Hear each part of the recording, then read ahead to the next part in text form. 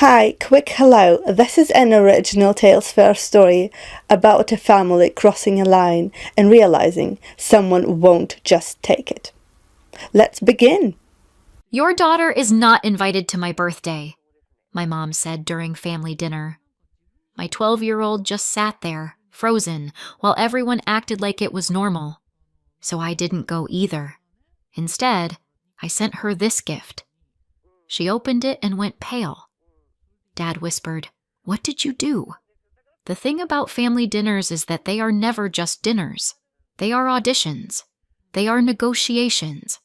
They are a group project where one person does all the work, 3 people take credit, and someone inevitably spills something that stains forever. We were at my parents' place, 3 days before Mom's big birthday. The big one.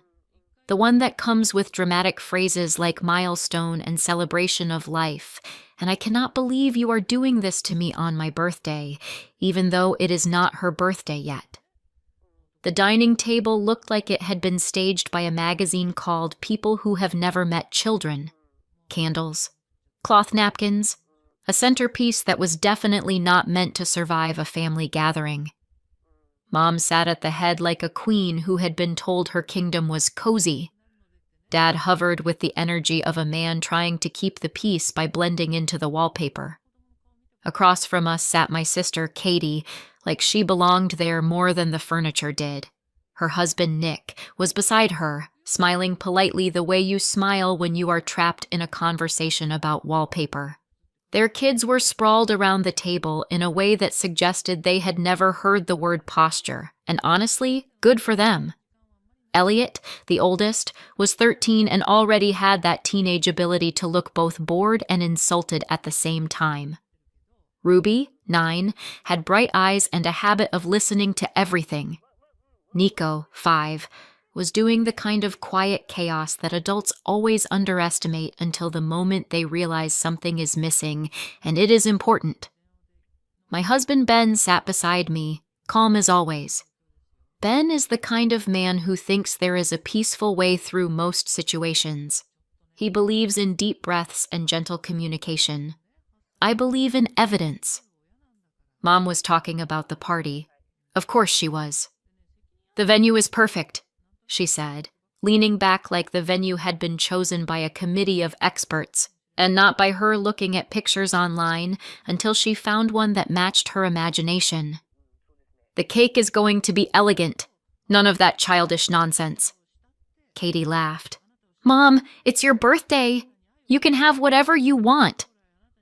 I chewed my food and tried to stay neutral. Neutral is a skill I learned early. It is like sitting on a chair with one missing leg, but pretending you are comfortable. Sienna, my daughter, sat across from me. 12 years old, soft-hearted, observant. The kind of kid who notices when adults are pretending. She had been quiet all dinner, picking at her food the way kids do when they are both hungry and unsure if it is safe to be joyful. Then Mom mentioned decorations and dress code, and Sienna finally perked up. She leaned forward just a little and said, "What should I wear?" It was innocent, sweet even. The kind of question that says, I want to belong. I want to show up correctly. Tell me what the rules are. I smiled at her. "Something you feel good in," I said. "We'll figure it out." Mom didn't even look at Sienna. She took a sip of water like she was preparing for something small and pleasant. Then she said, in the same tone you used to mention that you switched laundry detergent, "Oh, your daughter is not invited to my birthday." The words sat on the table with us. Sienna's face changed so quickly it was like watching a light go out. Frozen. That is the right word. Not crying, not angry, just stopped. Everyone else kept moving like nothing had happened. Forks scraped plates. Katie glanced at her kids like she was mentally assigning them roles for the birthday photos. Dad cleared his throat and did not say anything that mattered. Ben's hand tightened slightly on his fork. I blinked once, very slowly, as if maybe I had misheard. as if perhaps Mom had said your daughter is not invited to my birthday dinner, but of course we were at the dinner, so that would be nonsense. What do you mean? I asked. My voice sounded too calm, which is always a sign I am about to become unreasonable. Mom smiled. Not a real smile, the kind that belongs on a greeting card. I just thought it should be adults only, she said. It's my special day. She won't fit in. Sienna stared at her plate. She did not move. She did not speak. Adults only. I glanced at the other side of the table. So, I said carefully, Katie's kids aren't coming either? Mom waved a hand, like I was being silly. Oh no, we had to make an exception for them. Katie's eyebrows lifted in a way that said yes, obviously. Why? I asked. Mom tilted her head. You'll understand. They're different. Different. The word people use when they do not want to say favored out loud. So the rule is adults only, I said. But there are exceptions. Mom nodded, satisfied, like she had explained a complicated math problem. And Sienna is not an exception, I said. Mom sighed. Nora, don't make this a thing. A thing? Right. Sienna stared down at her plate as if staring hard enough could change the conversation. I looked around the table. Dad avoided my eyes. Nick stared at his water like it held the meaning of life. Ben stayed quiet, because Ben does not challenge my parents in front of my parents. He is many things, but he is not careless. Katie said, It's just a party, Nora. Just a party. Sienna was just sitting here silently. She didn't argue. She did the saddest thing kids do, which is accept it. I felt something in me go cold. I set my fork down gently. We're leaving, I said. Mom's head snapped up. Excuse me? I'm not sitting here pretending this is normal, I said. My voice was still calm. Calm is not always kind. If my daughter isn't welcome, neither are we. Mom rolled her eyes like a teenager. You are being dramatic. Dad finally spoke, quiet and useless. Nora. Ben stood with me, silent, loyal. That mattered. Sienna pushed her chair back, moving like she had been given permission to breathe. I didn't wait for anyone's approval. I didn't argue. I didn't deliver a speech. I just gathered my daughter and walked out. Behind us, Mom muttered something that landed like a familiar slap. Drama queen, as always. In the car, the silence had weight. Ben started the engine. His hands stayed steady on the wheel. He didn't look at me like I was wrong. He didn't look at me like I was right. He looked at the road like the road was the only safe thing. Sienna stared out the window. Halfway home, Ben finally spoke, softly, the way you speak when you are trying to keep a bridge from collapsing. Maybe. She really is doing adults only, he said. Maybe it's just a rule. I laughed once, short and humorless. It's not a rule if it only applies to us, I said. There were exceptions for them. Not for our kid. Ben exhaled. He understood. He always does, eventually.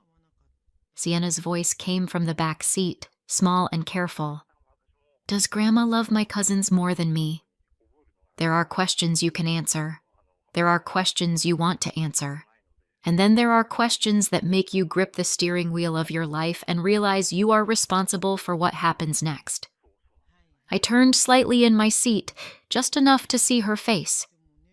Sienna was doing that brave kid thing again, trying to hold it together because she didn't want to make it worse. My chest hurt. I wanted to tell her Grandma loves everyone equally.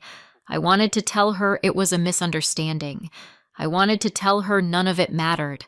But I could not lie to my child's face, not about something she already knew in her bones.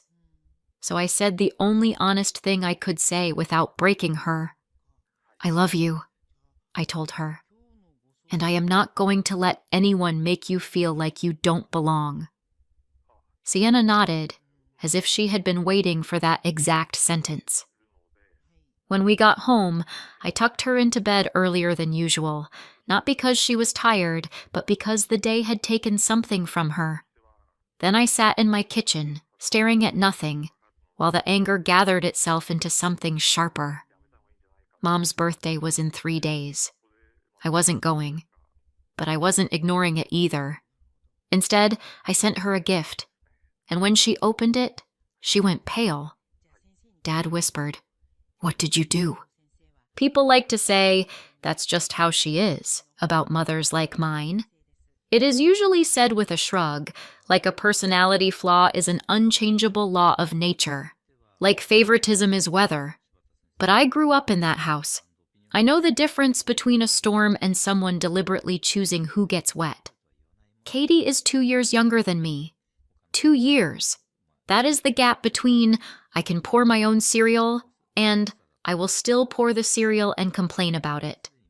But in our family, those 2 years were treated like a full generation whenever it was convenient. When I was 9, Katie was 7, which meant she was just a baby. When I was 13, Katie was 11, which meant she was too sensitive. When I was 16, Katie was 14, which meant don't be hard on her. And when I became an adult, it meant you can handle it. There was always a rule in my childhood. Rules were Mom's favorite tool.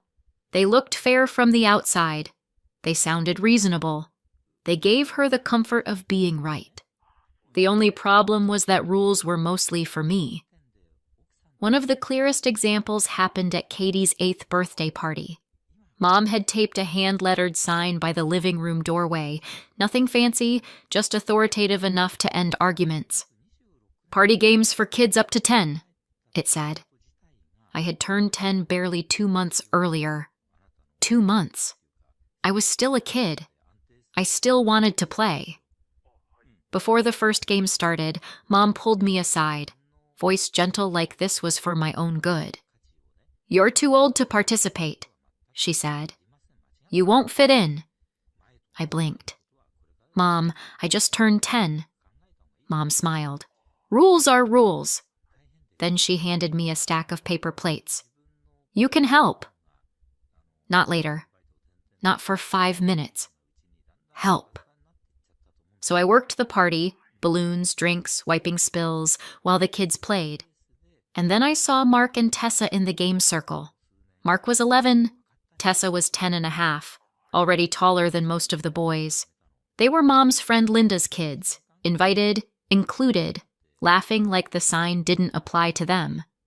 I stared at the sign, then at them, trying to figure out what I'd missed. I leaned in and whispered, "Aren't they older than the age limit?" Mom didn't even hesitate. "Oh, they're a special case." Special case. Of course. I watched them play, watched them be included, and I realized something small and sharp.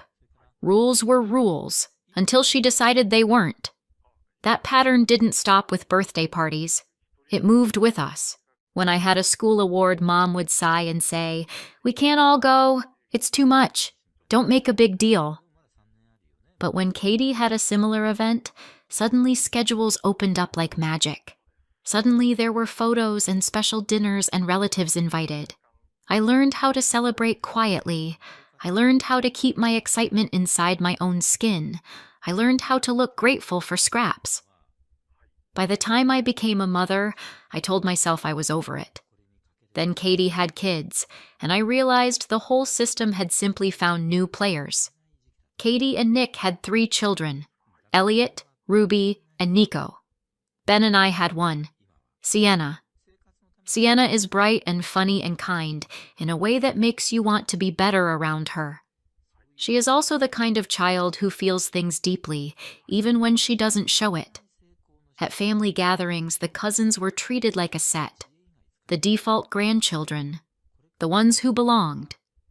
Elliot, Ruby, and Nico got movie nights and outings and sleepovers. Sometimes Sienna was included. Sometimes. And when she was, it often felt like she was visiting someone else's world, like she was a guest in her own family. If I asked why she wasn't invited, Mom would say, "They're siblings. Of course they do things together." As if Sienna being a cousin meant she was automatically less connected. As if my daughter being my daughter meant she was somehow optional. Sienna never complained outright. She pretended she didn't care. I did not pretend. I watched her come home quieter. I watched her hesitate before asking if she was invited. I watched her learn to expect less. Then came the money. At some point, my parents started needing help. It began the usual way: one bill, one repair, one tight month. Mom framed it like fairness. "Both of you contribute equally," she said, meaning Katie and me. "It's only right." So I agreed, because I'd been trained to be reasonable. Then the exception showed up, right on schedule. Katie couldn't do equal because she had 3 kids. Money was tight. Life was hard. Mom said it like it was gravity. And me? I had 1 child, which apparently meant I had extra. Without anyone ever naming it, the numbers shifted. Katie's share shrank. Mine grew. And eventually, I was covering most of it. Then my parents' mortgage became a problem. Mom swore it was temporary, just until they got back on their feet, so I agreed to pay half. That temporary half lasted 5 years. And when Mom's milestone birthday approached, they opened a shared account for party expenses. Communal, fair, practical. Most of the money in it was mine. Katie and Mom planned everything, picked everything, booked everything. And they used the card linked to that account like it was simply there for them, like my role was funding, not family. I kept telling myself it wasn't worth a fight. Then Sienna asked what to wear, and Mom told her she wasn't invited. That's when I stopped making excuses. That's when I decided the pattern ends here. The morning after family dinner, I woke up with a strange sensation.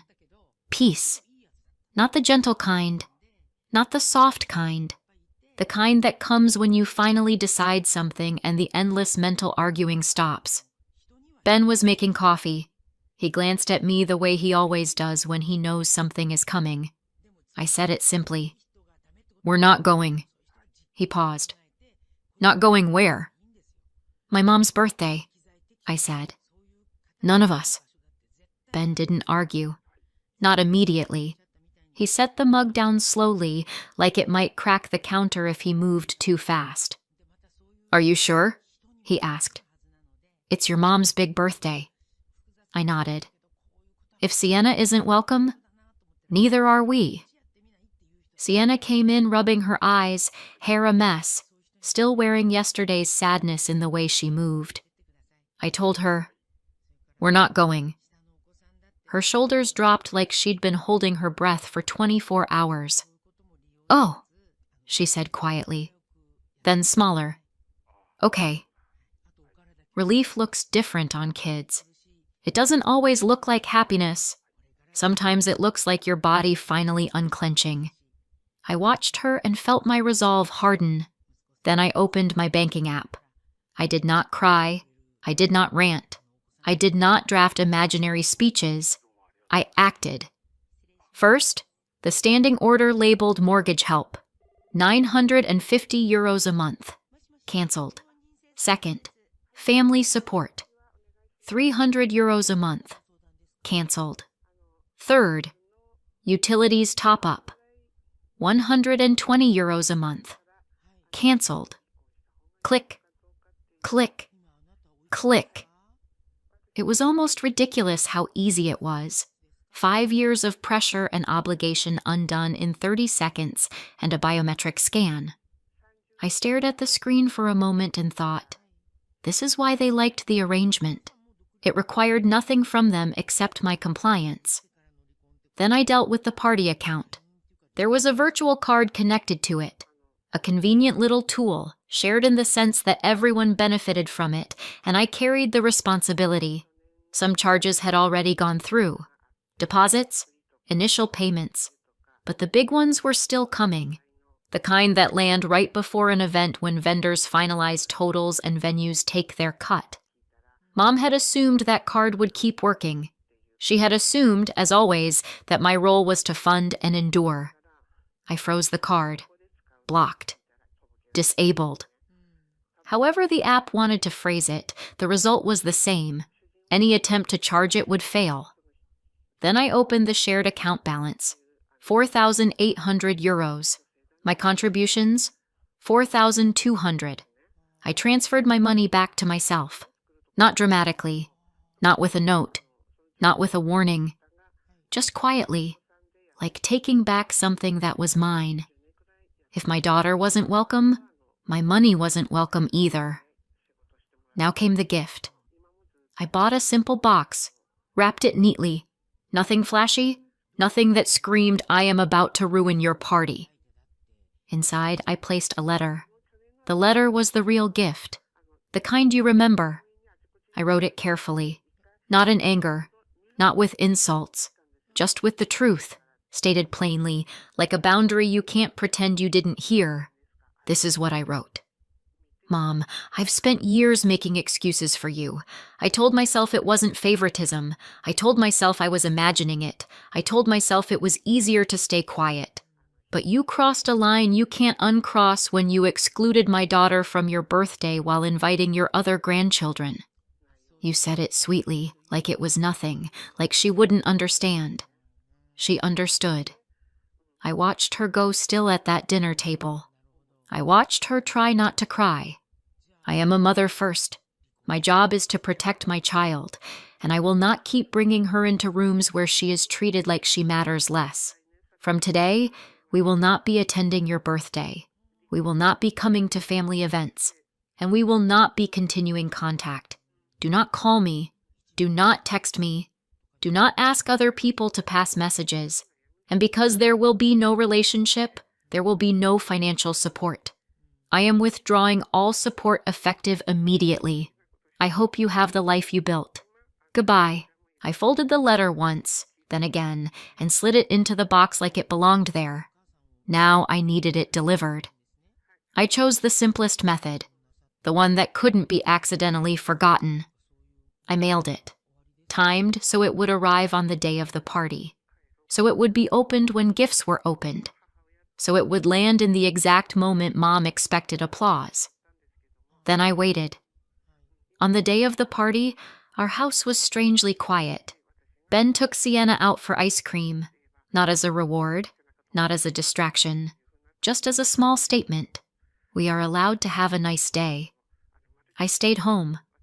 My phone sat on the counter like a sleeping animal. I did not have to wait long. The first call came mid-afternoon. Mom's name lit up my screen. I let it ring twice before I answered, because I am still me. "Hello," I said. Her voice exploded out of the speaker. "How dare you!" she shouted. "How dare you do this to me on my birthday?" I did not respond.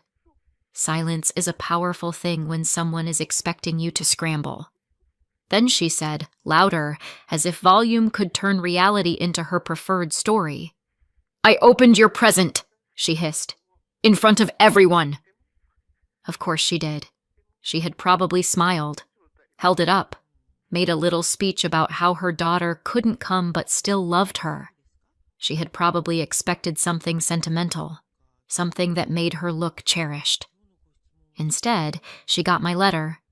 In the background, I heard voices, guests, movement, a clink of glass. Then, quieter, close to the phone, Dad's voice. "What did you do?" It was not directed at me. It was directed at her, like he was staring at the blast radius and trying to identify the source. Mom continued, outraged. "You embarrassed me. You humiliated me in front of my guests." I didn't read it out loud, I said calmly. She made a sound that could have been a gasp or a growl. Then something shifted. Her fury tangled with panic. "And what is this nonsense about money?" she snapped. "Vendors are calling. The card isn't working. The account is empty. What have you done? I leaned against the counter. My voice stayed steady. I withdrew my financial support, I said. Effective immediately. You can't, she said, as if she were declaring a law. We need that. I almost laughed. The audacity was so familiar it was practically a family heirloom. You excluded my child, I said. You don't get access to her, and you don't get access to my wallet. Mom sputtered. It was adults only. And yet Elliot and Ruby and Nico are there, I said. Interesting rule. She tried to talk over me. They're different. They're family. I felt my jaw tighten.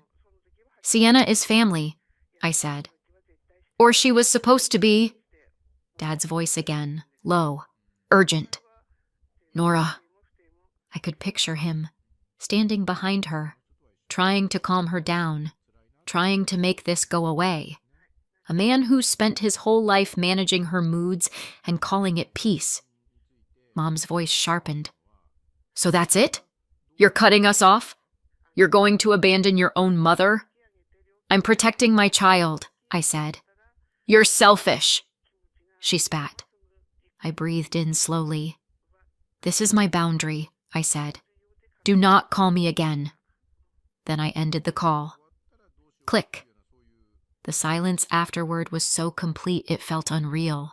And yet, for the first time in a long time, the silence did not feel like loneliness. It felt like space. The smear campaign started before my phone had even cooled down. That might sound dramatic, but when you have a family like mine, speed is part of the strategy. They don't let the story settle. They don't let the truth breathe. They fill the air fast with their version. By the next morning, my phone was buzzing like it had a job. Aunt, cousin, family friend I hadn't spoken to in 3 years, someone who once borrowed my casserole dish and never returned it. I answered the first few out of habit. What did you do? A distant relative demanded, not as a question but as an accusation. How could you do that to your mother? Another voice scolded. You only get one mom, someone said, like that was a coupon I was required to redeem. By the third call, I stopped playing along. This is private, I said. I'm not discussing it. Some people huffed and hung up. Some people tried again. But she's your mother. Yes, I said, and this is still private. A few people, the ones I actually cared about, asked differently. They didn't lead with judgment. They led with concern. Nora, one of my cousins said quietly. What happened? So I told her. Not the whole history, not the childhood, not the years of swallowing, just the facts. I've been financially supporting them for years, I said, and they uninvited Sienna from the birthday while inviting the other grandkids. They called it adults only. It wasn't adults only. There was a pause on the line. Then softly, that's not okay. It was strange, hearing someone else say it like a simple truth. Not a debate, not a drama, just reality. A few more close people heard the same summary and reacted the same way. Shock first, then clarity, and then, as if my parents were determined to prove my point. The next escalation arrived in the mail. A bill. A real one. Printed letterhead, payment terms, the whole thing. 2,360 euros for the birthday venue's final balance, due in 5 days. Line items and all. Room rental, staffing, bar deposit, late add guest count. And under responsible party/billing contact, my name, my phone number, my email. I stared at it for a full minute, waiting for it to become less absurd. It didn't. So I called the number on the invoice. Calm, polite, and very, very clear. I did not sign this, I told the vendor. I did not authorize this. I am not paying this. The person on the other end sounded tired, which I understood. Everyone is tired. Your name is on the contract, she said. Then someone put it there. I replied. Without my consent. You need to pursue the actual organizer or signatory. There was another pause, the kind where paperwork shifts. I'll make a note, she said. Please do, I said, and please remove my contact information from this account. When I ended the call, I felt a grim sort of satisfaction. Not joy, not victory, just the feeling of finally refusing to carry someone else's choices. That afternoon, the knocking started. Not a polite tap, not a normal hello. Pounding. Ben looked at me from the kitchen, eyebrows raised. Sienna was doing homework at the table. She froze at the sound, the same way she froze at the dinner table. I immediately hated that.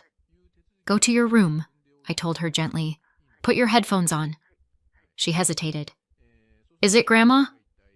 I didn't lie. Yes, I said. But you are safe. Go, she nodded and disappeared down the hall. Ben moved closer to me, quiet support in human form. I opened the door. There they were, Mom and Dad in front, faces tight with outrage and desperation. Katie beside them, jaw set like she had arrived to win. Nick slightly behind, looking exactly like a man who wanted to be anywhere else. Mom shoved words toward me like she could force them inside. Can you at least pay for the birthday? She demanded. Do you know what you did? We were already in debt. We cannot pay anything. How are we supposed to manage? I blinked. You're asking me to pay for a party I wasn't welcome at. Dad tried to soften it. Nora, just help us get through this. My mother cut him off. You have money. You always have money. I almost smiled. It was a reflex. Dry humor is sometimes the only thing standing between you and screaming. Yes, I said. I have money because I work, because Ben works, because we budget. I was paying your bills. Katie stepped forward. This is unfair, she said, like she was announcing a verdict. We have 3 children. I looked at her. Really looked. And that means what? I asked. That I finance your life because you had more kids than I did? Katie's eyes flashed. You're acting like we did something wrong. I laughed quietly. You mean besides excluding my daughter from her grandmother's birthday and pretending it was a rule? Mom snapped. It was adults only. Stop pretending, I said. I leaned against the doorframe. You don't treat me like a daughter, I continued. You don't treat Sienna like a granddaughter. And you still want my money. Dad's face pinched. That's not fair. It's accurate, I said. Mom's voice rose. Family helps family. I nodded slowly. You're right. Family helps family. Family doesn't single out a child and call it a rule. I'm stepping out of the role you assigned me, the one where I pay and smile while my child is treated like she's optional. Nick shifted his weight, eyes focused somewhere above my shoulder like he was watching an invisible clock. Mom pushed forward again. So you're really doing this? You're really cutting us off? Yes, I said. Her eyes narrowed. Over one party. I felt something settle in my chest. It was never one party, I said. It was one party too many. For a moment there was silence. Not peace, not understanding. Just the pause you get when someone realizes their usual leverage is gone. Dad's shoulders sagged slightly, as if he could finally see the situation clearly and hated it. Katie looked furious, but there was something else there too. Fear, maybe. The fear of being next in line to carry the load. Mom stared at me like I was a stranger. Then she did what she always did when she wasn't winning. She turned away.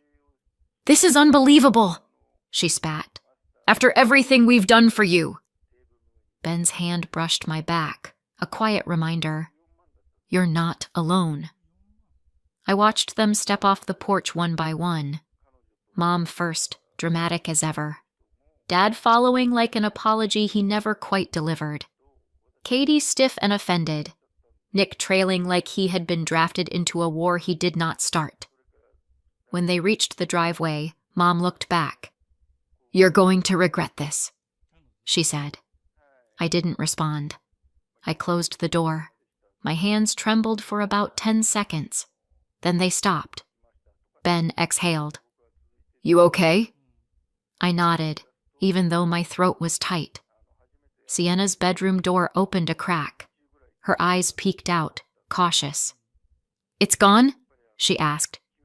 "Yes," I said. They left. She came down the hall slowly, like she was stepping back into a world she wasn't sure was stable. Ben knelt beside her. "You're okay," he said softly. Sienna looked at me. "Are we in trouble?" That question broke something in me. Not the strong part. The old part.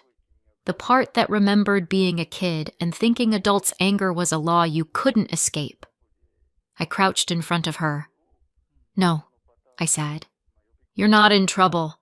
None of this is your fault. And I'm not going to let anyone treat you like you don't matter." Sienna swallowed. Then she nodded. And for the first time since that dinner, she looked lighter. 6 months later, our house felt different. Not quieter.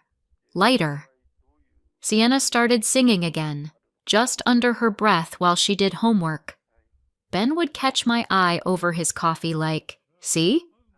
And I stopped flinching every time my phone buzzed. We had money again. Real money. When you stop paying someone else's mortgage, you can replace a broken dishwasher without a family summit. The guilt attempts still came. Cousins checking in, family friends not taking sides while absolutely taking sides. I kept my replies short. Sometimes I didn't reply at all. Through the grapevine, I heard the part that mattered. They adjusted. My parents downsized. Mom picked up part-time work. Katie got a proper job. They survived. They always could. They just preferred not to, when I was available.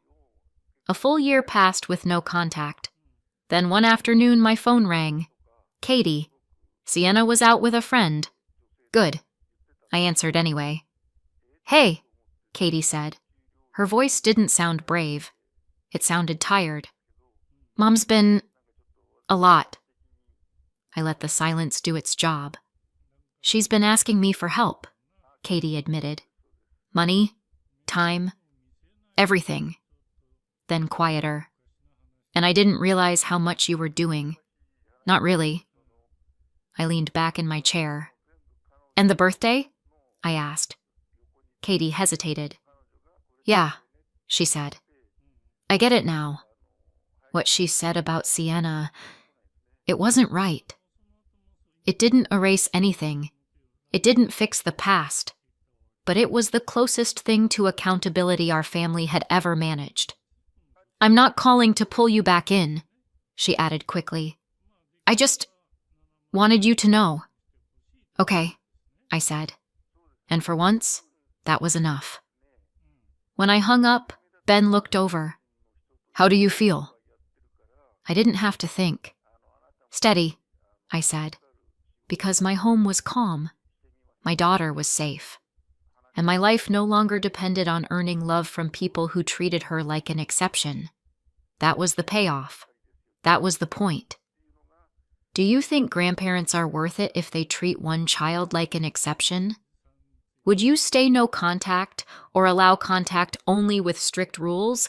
Let me know in the comments and subscribe for more stories. Hi, welcome in. This is an original Tales First story about a family crossing a line and realizing it has real consequences. Let's begin. At Christmas, my dad barked at me and my 7-year-old, "You're both grounded." Then he told us to eat alone in an empty room. "You need to learn your place," my mom added. "Thanks, we've already eaten," I said. 2 hours later, I made one phone call and my parents were frantic. My parents' dining room in Pittsburgh looked like a magazine spread. Candles, the good china, a ham that my mom guarded like a trophy. Rosie sat beside me with her feet swinging under the chair, hair still damp from the snow. Everyone was talking over everyone, like always, and then Rosie leaned forward and asked, clear as a bell, "When do I get the thing Great-Grandma said she left so we'd always be safe?" The fork in my dad's hand stopped midair. My sister Camilla's smile froze. My mom's laugh came out one note too high. My dad blinked hard, like Rosie had insulted him, and he snapped, "That's a rude question." Rosie's eyes widened. Camilla jumped in fast, too fast, and turned to her daughter with a bright voice. "Ava, honey, tell Grandpa about your award." Ava lifted her little plaque like a crown, and the whole table shifted to clapping like Rosie had never spoken. Someone chuckled. At Rosie, not with her. Rosie's face went hot, and her shoulders pulled inward. I watched the room decide she was the problem, all in one breath. The silence wasn't empty. It was strategic. Rosie did what she'd been trained to do. She opened her mouth and said, "I'm sorry." And my dad leaned back like he'd won something. I put my hand over hers on the table. "Rosie, stop," I said gently, not loud, just firm. "You don't apologize for asking a question." My mom's eyes narrowed like I'd taken something away from her. "Emma," she warned, in that tone that meant she expected me to fall in line. My dad tilted his head. "In this house," he said, "kids show respect." Rosie looked between us, confused, and tried again, softer. "I didn't mean—" "I know," I told her, and I kept my palm on her knuckles so she could feel I was still there. My dad's chair scraped as he shifted forward. Camilla's mouth curled at the corner, the tiniest little smirk, like this was entertainment. My dad pointed his fork at Rosie like it was a teacher's ruler. "You embarrassed the family," he said. "You will apologize to everyone at this table." Rosie's throat bobbed. I took a slow breath and said, "No." She asked a question. My dad's face went blank in a way that meant trouble. Then he stood up. My dad planted both hands on the back of his chair and looked down at Rosie like she was a stranger. "Stand up," he told her. "Apologize. Now." I didn't raise my voice. I didn't need to.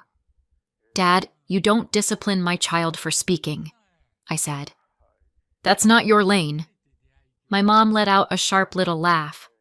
"Your lane," she repeated, like it was cute. "Emma, you're a guest in this house." "And Rosie is my daughter," I said, keeping my tone even. My dad's jaw worked. "Fine," he said, loud enough that the cousins at the end of the table stopped chewing. "You're both grounded." He jabbed a finger toward the hallway. "Go eat in the den. Alone." The den wasn't even a den. It was an empty room with a card table, like punishment had a floor plan. My mom added, almost calmly, "You need to learn your place in this family." Rosie's hand tightened around mine. I felt her start to fold, to shrink, to become agreeable. I squeezed back and said, "We're not doing this." My dad's eyes flashed. "You will do what I say," he insisted. He wasn't asking. He was claiming ownership. And that's when I understood he wasn't punishing Rosie. He was testing me. I pushed my chair back and stood, still holding Rosie's hand. The room waited for me to argue, to plead, to negotiate. Instead, I looked at my mom and dad and said, "Thanks. We've already eaten." My mom's mouth dropped open like she'd never heard that sentence before. I turned us toward the front hallway, past the stacked gifts and the glittery stockings, and Rosie kept pace like she was afraid the floor might tip. My dad barked after us, "Emma, get back here." I didn't. I helped Rosie into her coat, her little arms stiff with shock, and I pulled my own scarf on without fumbling. Camilla followed us to the doorway and hissed, "Don't be dramatic." I met her eyes and said, "I'm being specific." Outside, the cold slapped my cheeks awake. Snow crunched under our boots. Behind us, the front door opened again and my mom called, sweet as poison, "You're making a mistake." I buckled Rosie into the car seat with hands that didn't shake. When I shut the car door, the house looked perfectly warm, perfectly safe, like a place you could lose yourself in. I started the engine and heard an old voice in my head, quiet and certain. "Call Martin." The drive home was only 15 minutes, but it felt like a whole season. Rosie stared out the window at the lights on other people's porches, blinking slowly like she was trying not to cry. At a red light, she whispered, "Mom, did I do a bad thing?" I kept my eyes on the road and answered like I would about math homework. "No, you asked a normal question." She picked at the edge of her sleeve. "Grandpa said I was rude." "Grandpa wanted you quiet," I said. "That's different." My phone buzzed in the cup holder, bright on the dashboard. I didn't pick it up until we pulled into our driveway. The message was from my dad. "You're grounded. Both of you. Come back and apologize." Another one popped up from my mom before I could lock the screen. "You need to learn your place." Rosie watched my face. "Are we grounded?" she asked, serious, like it was a legal status. I glanced back at her in the rearview mirror and said, "No, sweetheart. People don't ground adults." I got out, walked around, and unbuckled her. Her body leaned into mine for a half second before she caught herself and stood straight, like she was bracing for another correction. I kissed the top of her head and guided her inside. My dad could text all night. He couldn't make us smaller from across town. Not anymore. At home, the quiet had a different texture. Our couch, our mismatched mugs, the hallway light Rosie insisted stay on. I made her cocoa and sat with her on the rug while she arranged her new crayons in a careful line. She kept glancing up, waiting for me to tell her what she'd done wrong. "Rosie," I said softly, "you don't owe anyone an apology for asking about being safe." She swallowed. "But I always say sorry," she admitted. That landed like a pebble in my shoe, small but sharp. I brushed her hair back and said, "We're going to practice not doing that." She nodded like it was homework. At bedtime, she hugged her stuffed rabbit so tight the seams stretched. "I'm sorry," she whispered again, half asleep. I rested my forehead against hers for 1 second and said, "Not tonight." When she finally drifted off, I stayed in the doorway and watched her breathing settle, slow and steady. Then I walked into my kitchen and stared at the clock like it had answers. This exact scene, my child punished for a question, was the one great-grandma had described without ever raising her voice. I hadn't understood why then. I did now. This wasn't about manners. It was about control. I didn't open social media. I opened the family group chat because that was where my mother liked to perform reality. There were already photos from dinner, Ava in her sparkly dress holding a slice of pie, my dad's arm around her shoulders, my mom captioning it, "Our sweet girl, so proud." Camilla had replied with a string of heart emojis. Someone else joked, "Ava's the only one with manners." Rosie wasn't in any photo after she asked her question. I scrolled back and saw it like a pattern in fabric. Ava praised for breathing, Rosie corrected for existing. A voice note from Camilla sat there with a little play icon. I pressed it and heard her bright laugh. "Well," she said, "that was eventful. Dad handled it." I paused it halfway through. "Dad handled it" was how they described humiliation, like it was housekeeping. I typed nothing. I just watched the chat roll on without us. Then my mom sent one more message for the audience. "Emma chose to leave. We'll talk when she's ready to respect our home." They were already building the story where Rosie and I were the problem, and the scary part was how practiced it sounded. The thing about being the difficult one in a family is that you start pre-editing yourself to keep the temperature down. I could feel that old reflex trying to kick in, even while Rosie slept down the hall. I flashed back to July, to my parents' backyard barbecue, when Rosie, then 6, ran through the sprinkler and slipped, knocking over a cup of lemonade. It was nothing. The cup tipped. Ice clattered. Rosie froze and whispered, "Sorry," before anyone even spoke. My mom sighed dramatically. "Emma," she called, "can you get your child under control?" Across the yard, Ava had just tossed a water balloon at my dad's shirt, and everyone laughed like it was adorable. Camilla had kissed Ava's forehead and said, "She's so spirited." When Rosie spilled lemonade, my dad said, "Clumsy." When Ava soaked him, he said, "That's my girl."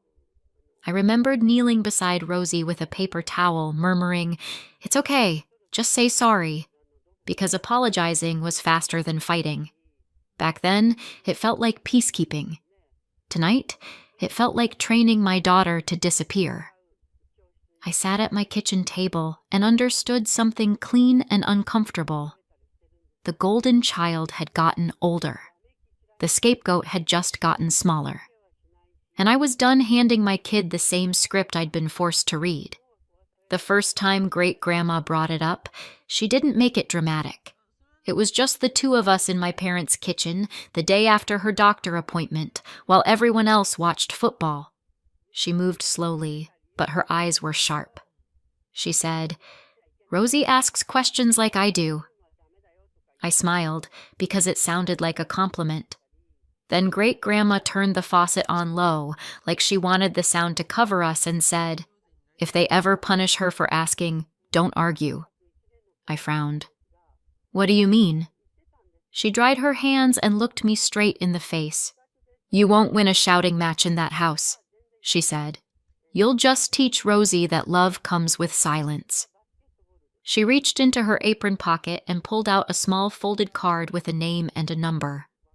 "Martin," she said. "He's my CPA, executor. If they do what I think they'll do, you call him. You don't warn anyone. You don't negotiate." I stared at the number like it was a weird prank. "Why would I need that?" I asked. Great-grandma pressed the card into my palm and closed my fingers around it. "Because I promised Rosie she'd always be safe," she said, quiet as a fact. "And safety doesn't work if other people get to control it." Her grip was stronger than it looked. "Promise me," she added. I swallowed and nodded. Tonight, in my own kitchen, I could still feel the imprint of that card in my hand. I'd promised her. After Rosie asked her question at dinner, my dad didn't just hear a child being curious, he heard a lock rattling.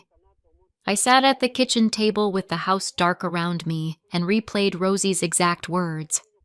The thing great-grandma left so we'd always be safe. Rosie didn't even say money. She didn't say inheritance. She said safe. Because that was how great-grandma explained it to her. Like a concept, not a prize. I remembered great-grandma leaning down at Rosie's level months earlier saying, "I'm leaving you a safety net, Peanut, so you never have to stay somewhere you don't feel good." Rosie had nodded solemnly like she understood more than any adult in my family wanted her to. That's what made the dinner reaction so violent, because Rosie's question wasn't random. It was a reminder. It was a little hand reaching towards something my parents thought they owned. I pulled my phone back out and scrolled through my dad's messages again. The wording hit different now. "You're grounded. Come back. Apologize." It wasn't about manners. It was about obedience, like they could still assign consequences to my life and have me accept them. I opened my notes app and typed one line. Punished beneficiary for asking about safety. It sounded clinical, but it steadied me. Rosie had been brave enough to ask. I could be brave enough to stop smoothing it over. I looked down the hallway at her closed door and thought, very clearly, Rosie hadn't been rude. She'd been right. The day of great-grandma's funeral, I moved like someone underwater. My mother cried loudly in public and then immediately started directing traffic. Who would bring casseroles, where people should park, what time everyone should meet back at the house. My dad took over the paperwork the same way he took over everything, by grabbing it first. I watched him in the church hallway, leaning over a clipboard with the funeral home director, signing forms with a confident flourish. When I stepped closer, he angled his body between me and the page without even thinking about it. "I've got it," he said. "You don't need to deal with this." Behind him, Camilla nodded sympathetically like he was doing me a favor. I was tired. I was grieving. I let it happen because I didn't have the energy to argue about signatures. Later, at my parents' house, a banker-looking man dropped off a thick envelope. My dad slid it into a leather folder before I could even read the label. I said, "Should I?" And he cut me off with a light laugh. "Emma, you always stress," he said. "There's nothing for you to worry about." Then he tucked the folder under his arm and walked it straight to his home office, shut the door, and clicked the lock. I remember standing in the hallway with a paper plate of funeral ham, listening to that lock settle and thinking, that's odd. Tonight, after what he did to Rosie, I finally had the word for it. It wasn't odd. It was deliberate. He walked away with everything. I tried once to be included the right way. A few weeks after the funeral, I asked if I could see whatever great-grandma had left, just to understand it. I brought it up carefully while my mom was pouring coffee and my dad was sorting mail, like it was no big deal. "Dad," I said, "can I get copies of the estate documents? Just for my records." My dad didn't even look up. "No," he said, like I'd asked for his PIN. My mom's lips tightened. "Why would you need that?" she asked. Camilla, seated at the counter like she still lived there, gave me a patient smile. "Emma," she said, "Dad's handling it.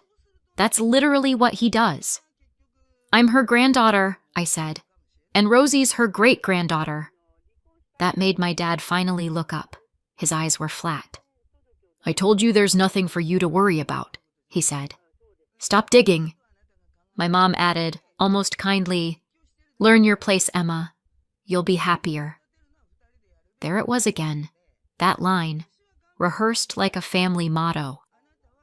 I remember swallowing my questions because arguing would have turned into a whole evening of my mom crying and my dad lecturing. I told myself it wasn't worth it. I told myself I could keep the peace by staying vague. That was the deal I'd made with my own childhood. Tonight, my kid was paying for that deal, and the price was too high. Around 8:15 p.m., after Rosie was asleep, my phone lit up again. It was my dad. This time, he didn't bother with texting like a person. He left a voicemail. "Emma," he said, slow and sharp. "You will bring Rosie back tomorrow morning. 10 a.m., family meeting. You will apologize to your mother and me. Rosie will apologize to everyone. Otherwise, you are not welcome in this family." He paused like that was supposed to crush me. Then he added, "And don't think you can keep her from us. That won't end well." My mom followed with a text that tried to sound gentle. "We love Rosie. Don't make this hard." My stomach didn't drop. It just went still, like my body was done reacting. They weren't asking to talk. They were issuing terms. And the craziest part was they still thought it worked, like I was 17 and grounded in my childhood bedroom. I opened my camera roll and saved screenshots. I labeled a new folder in my phone, Christmas. Then I opened a second folder and labeled it After Funeral. I didn't feel dramatic. I felt organized. In the living room, the Christmas tree lights blinked on and off, indifferent. My dad wanted a meeting. He wanted an apology. He wanted the old version of me who would do anything to get the room to calm down.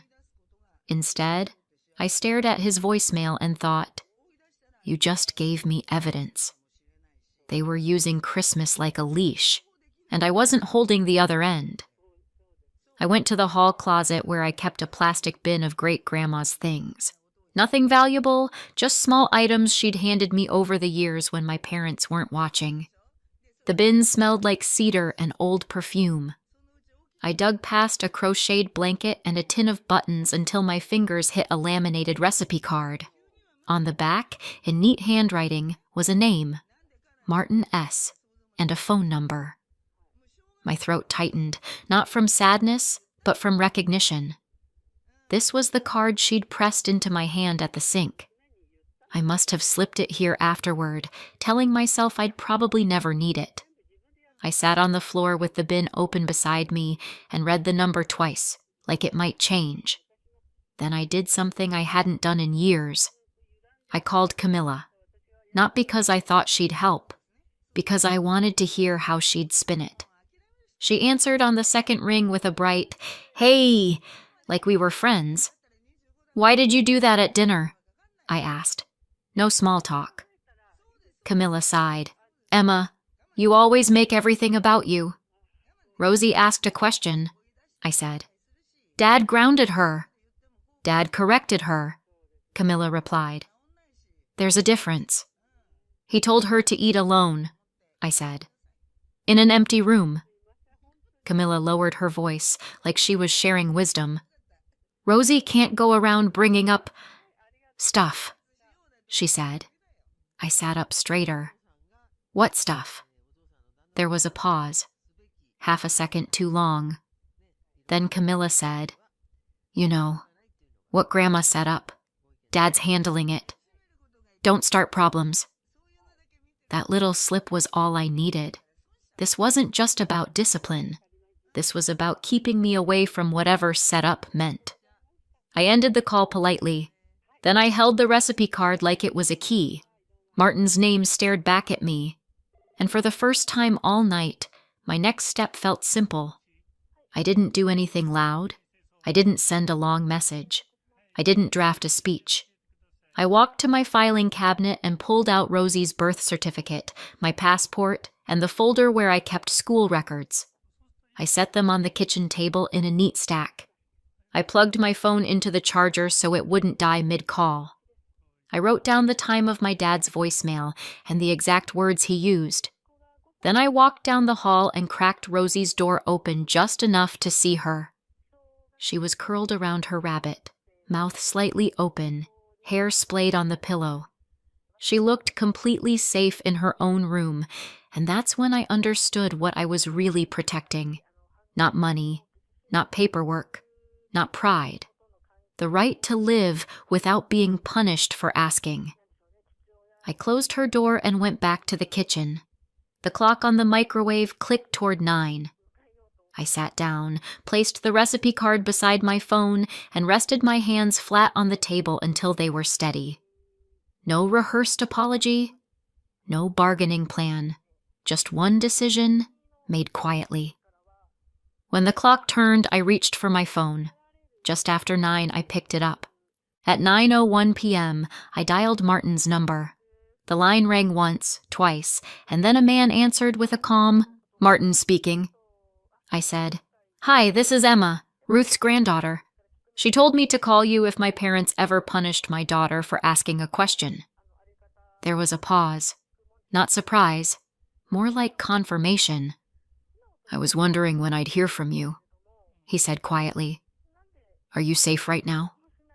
"Yes," I said. "My daughter is asleep. We left." "Good," he replied. "I can't go into details over the phone, but I can confirm I'm the executor and I'm involved with the arrangements Ruth made for your child." My throat tightened. "My parents, they're acting like they control everything," I said. Martin's voice stayed level. "Here's what you do," he said, like he'd said it before. "You don't sign anything. You don't attend any family meetings. You don't respond to threats. You document what they said tonight." "Okay," I said, and I meant it. "I need to see you in person," he continued. "First business day. Bring your ID and Rosie's birth certificate. I glanced at the stack on my table. I have it, I said. Good, he said. And Emma, they do not get to discipline a beneficiary into silence. I exhaled, slow. Thank you, I said. You can thank Ruth, he answered. She planned for this.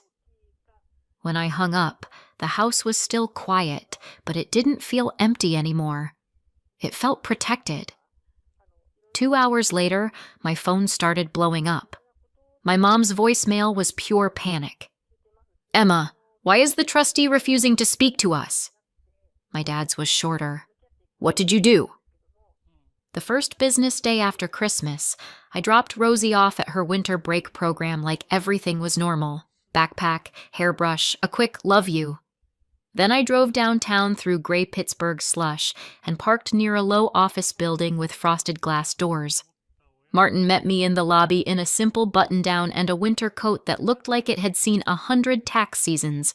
He didn't hug me. He didn't pity me. He shook my hand and said, "Let's get you informed." In his office, a file folder sat on his desk with a label that made my stomach flip. Rosalie Harris, Trust. He opened it and slid papers toward me. Ruth established a minors' trust, he said. Rosie is the beneficiary.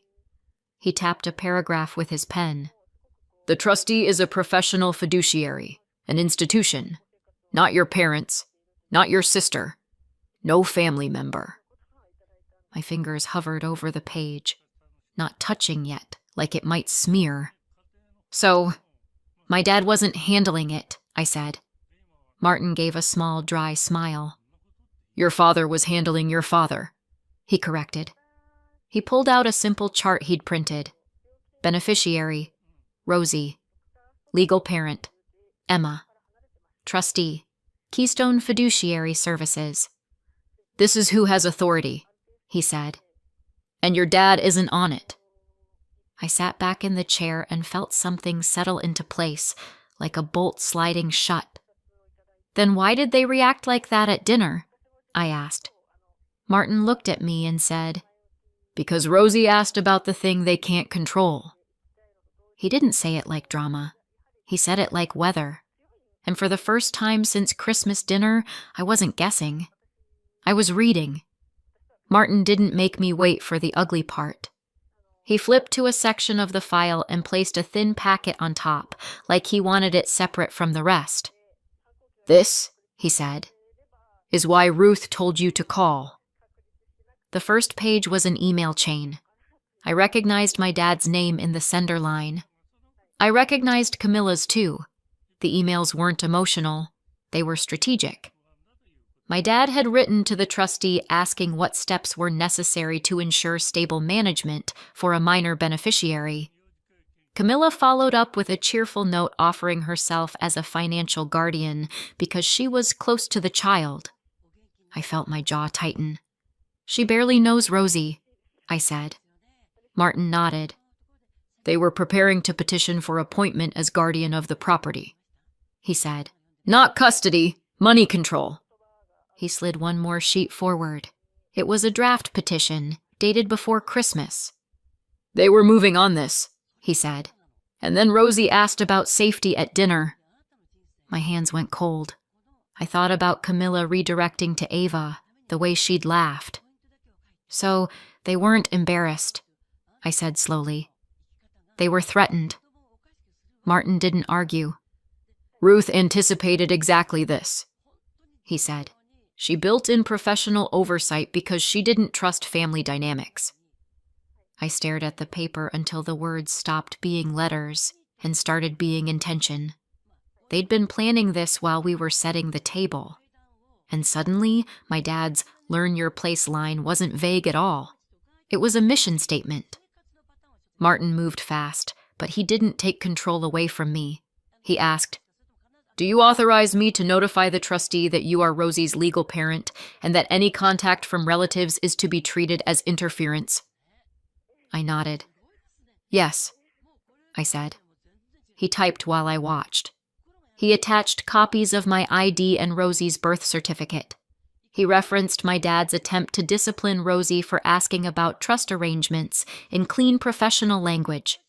He printed the letter, slid it across the desk, and said, "Read it. Make sure it's accurate." I read every line. It was plain, almost boring, which made it powerful. I signed where Martin indicated, not as consent to their plan, but as a statement of reality. I am her mother. I am here. Martin scanned it, emailed it, and then called the trustee's main line on speaker. A woman answered with a practiced voice. Martin introduced himself and said, "We're placing an immediate restriction on information sharing and distribution discussions. Only verified parties." The woman replied, "Understood. I'm flagging the account." Martin looked at me and said, "They will not be able to call and charm their way into details anymore." When we left the office, he handed me a copy of everything in a folder and said, "Keep this. Don't let anyone hold the papers again." Outside, the cold wind cut between buildings, and I pulled my coat tighter. The dominoes hadn't fallen yet, but the table had been leveled. The door they built for themselves just slammed shut. Over the next few days, my parents' panic escalated into an avalanche of missed calls. My mom left a voicemail that started with sniffles and ended with anger. "Emma, why is the trustee refusing to speak to us? This is ridiculous." My dad's message was shorter. "Fix it," he snapped, like I'd broken his toy. Then Camilla texted, "You're really doing this? To family?" I didn't answer. I forwarded everything to a new email folder, the way Martin told me. By the fourth day, a man in a heavy coat knocked on my door right as I was packing Rosie's lunch. He held out a stapled packet and said, "Emma Harris?" I took it, signed his form, and closed the door with my face still neutral. Rosie looked up from the table. "Who was that?" she asked. "Paperwork," I said, because it was the truth. In the packet, my sister's name was on the first page, bolded like a title. Petition for emergency appointment. The words unstable, erratic, and unfit showed up like they'd been copied from a script.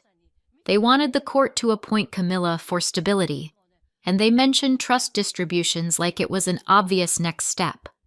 My hands didn't shake. My heartbeat didn't spike. I just sat down, read every page, and started a list of responses. My mom called again and left a message that ended with, "Rosie will lose her family if you keep this up." I stared at that sentence and felt something harden into clarity. This was the all-in move. They weren't trying to discipline me anymore. They were trying to erase me, and they'd put it in black and white. At the courthouse, the hallways smelled like wet coats and old paper. Camilla arrived in a beige sweater with her hair smoothed flat, the way she wore it when she wanted to look harmless. My dad walked beside her like a manager escorting his spokesperson. My mom dabbed at dry eyes with a tissue, already ready for her performance. I carried my folder and a small binder Martin helped me organize, tabs labeled like a school project, Christmas, voicemail, texts, timeline. Martin sat a few rows behind me in the courtroom, not in front, not speaking for me, just present. The judge looked down over her glasses and said, "Emergency petitions require emergency facts." Camilla started with, "Your Honor, we're just worried about Rosie," and the judge held up a hand. "Worried people don't usually request access to trust funds," she said flatly. I opened my binder and slid copies of my dad's messages to the clerk. "You're grounded. Family meeting. Not welcome." I explained calmly that my daughter was punished for asking about something her great-grandmother promised for safety, and that my family attempted to pursue financial guardianship without informing me. The judge's eyes moved across the papers. She asked Camilla, "Why should you be appointed when a professional trustee exists?" Camilla blinked, caught. My dad finally spoke, angry. "Because Emma is making this difficult." The judge looked at him and said, "This court is not a tool for family control." 10 minutes later, she denied the emergency request. She added firm limits: no contact with the trustee, no petitions without proper cause, and no interference with the legal parent. She didn't yell. She didn't scold. She just closed the door. The judge didn't raise her voice either. Losing in court didn't make my parents quiet. It just made them switch weapons. Within 24 hours, my aunt texted, "Why are you banned from your parents' house?" A cousin messaged, "Your mom says you're keeping Rosie from everyone." My mother was doing the thing she always did, telling the story first so she could own it. In the family group chat, she posted, "Emma has chosen to separate herself. Our door is closed until she gets help." My dad added, "Rosie will always have a place here. Emma won't." That one made my stomach finally move. Just a small twist of anger. Rosie was not a place. She was a person. I didn't argue in the chat. I made one quiet move. I forwarded a single PDF Martin had emailed me that morning. The deed and trust summary for the house my parents lived in, stamped and dated. The cover page was simple. Property held in trust for the benefit of Rosalie Harris. I wrote one line above it. For clarity, this home is part of Rosie's trust. Any bans violate the trust conditions. Then I stopped typing. The chat went silent for almost a full minute, an eternity in a loud family. My uncle replied first. "Wait, what?" Then another cousin. "Are you serious?" My mom tried to backpedal with, "That's not what it means." But the document didn't care about her tone. Camilla didn't respond at all. In the middle of the storm, I sat on my couch and watched the narrative flip from "Emma is dramatic" to "Why were you trying to control a child's trust?" That was the second front, and they were losing it. Suddenly, it wasn't their house at all. A week later, my parents got an official notice delivered by certified mail. I know because my dad called me the minute he opened it, voice tight. "What did you do?" he demanded. I didn't match his volume. "I didn't do anything," I said. "I made a phone call and told the truth." The notice was blunt. Their right to live in that house was a permission with conditions. No retaliation against the beneficiary, no exclusion of the beneficiary's legal parent, no interference with trust protections. If they continued, the trustee could move to terminate their occupancy. After that, my parents stopped using the phrase "learn your place." They switched to "let's just move forward," like it had all been a misunderstanding. Camilla tried once, texting me, "We should put this behind us," and I didn't answer. Months passed. The emergency petition went nowhere. The trustee stayed professional and firm. Some relatives went quiet around my parents and Camilla. Not dramatic cutoffs, just fewer invitations, fewer replies, less applause. Rosie stopped saying sorry when she asked for water or needed help with her shoes. One afternoon, a letter arrived for her in a crisp envelope, forwarded through Martin. It was great-grandma's handwriting inside. Rosie sounded it out slowly, lips moving. "You were brave enough to ask," it said. "So I kept my promise."